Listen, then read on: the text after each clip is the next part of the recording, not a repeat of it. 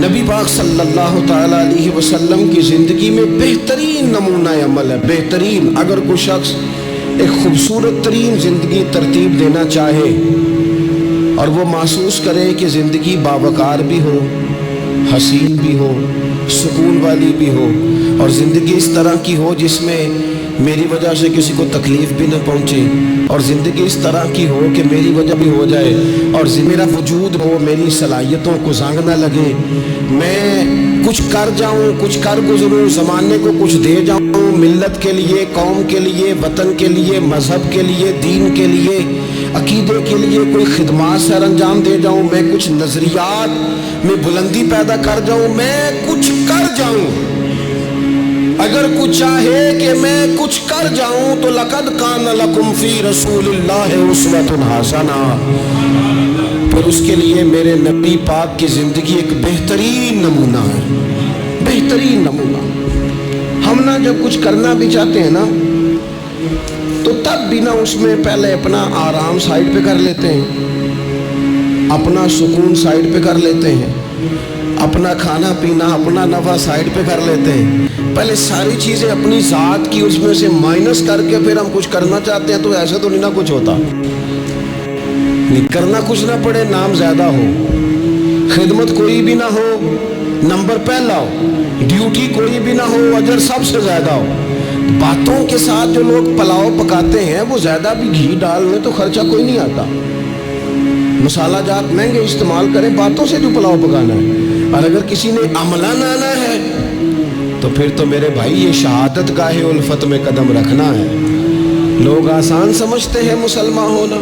آپ تھوڑا سا اس آیت مقدسہ کا پس منظر سمجھیں گے۔ یہ آیت نازل کب ہوئی؟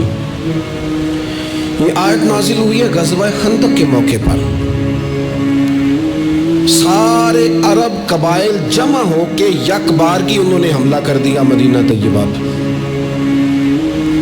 اور زمینی حقائق یہ ہیں، اندر کی صورتحال یہ ہے کہ یہودی جو بڑی دیر سے معاہدہ کیے ہوئے تھے مسلمانوں کے ساتھ، انہوں نے معاہدہ بھی توڑ دیا۔ منافقین مدینہ طیبہ میں جو بڑا اظہار کرتے تھے ظاہری جملوں اور لفظوں کے ساتھ، وہ پیچھے ہو گئے۔ قحط کا زمانہ ہے، معاشی حالات بھی بڑے سخت ہیں۔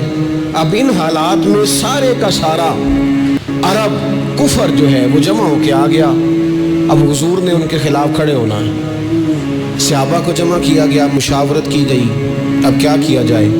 حضرت سلمان فارسی رضی اللہ تعالیٰ عنہ نے مشورہ دیا کہ یا رسول اللہ صلی اللہ تعالیٰ علیہ وسلم، ہمارے علاقے میں یوں ہوتا ہے کہ جب اس طرح کا معاملہ ہو تو خندق کھودی جاتی ہے، اس میں آگ جلائی جاتی ہے اور پھر دشمن سے مقابلہ کیا جاتا ہے۔ اب خندق کھودنی ہے اور اتنی بڑی کھودنی ہے کہ گھوڑا اس کو کراس نہ کر سکے، تو اس کے لیے بھی تو اسباب چاہیے۔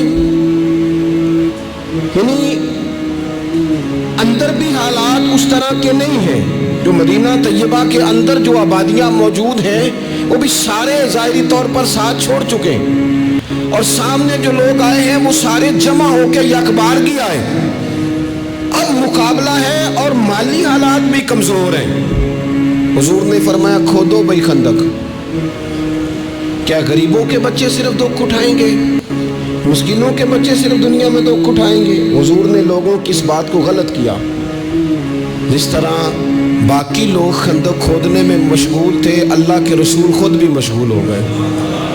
لوگ جیسے اندر سے مٹی اٹھا اٹھا کے خندق سے باہر لاتے تھے، نبی کریم بھی اٹھا کے باہر لاتے تھے۔ جتنی محنت دوسرے کر رہے تھے حضور اس سے ڈبل کر رہے، بلکہ صحابہ فرماتے ہیں درمیان میں کچھ ایسی چٹانیں آئیں جو ہم سے نہیں ٹوٹتی تھی، تو حضور نے فرمایا مجھے دو نا تھوڑا، مجھے دو نا اوزار، میں تمہیں توڑ کے دیتا ہوں۔ حضور نے باقاعدہ عملاً اس میں کام کیا۔ اور جب ہم نے کہا نا یا رسول اللہ ہم نے تو بھوک کی وجہ سے پیٹ پہ پتھر باندھے ہیں، تو حضور نے کپڑا ہٹا کے کہا تم نے اگر ایک باندھا ہے تو میں نے دو باندھے ہوئے ہیں۔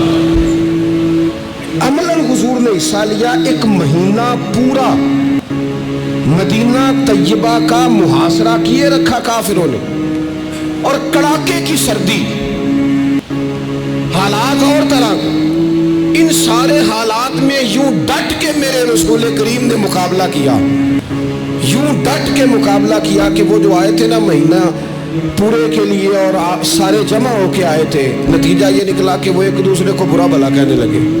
तू गद्दार है, दूसरा कबीला कहता तू गद्दार है, तूने कहा था जीत जाएंगे, तू हमें लेके आया था, तूने शरारत की थी। एक महीना मुहासरा करने के बाद वो सारे वहाँ से खाइब व खासर होकर जलील व रुसवा होके निकल गए।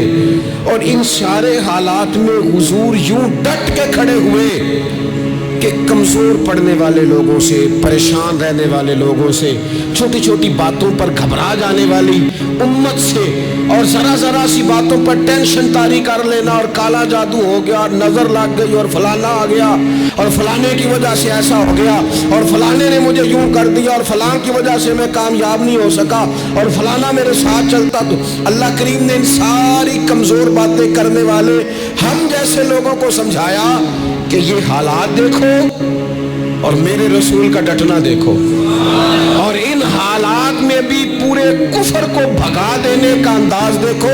लक़द कान लकुम फी रसूलिल्लाहि उस्वतुन हसना, फरमाया तुम्हारे लिए मेरे महबूब की जिंदगी में बेहतरीन नमूना है।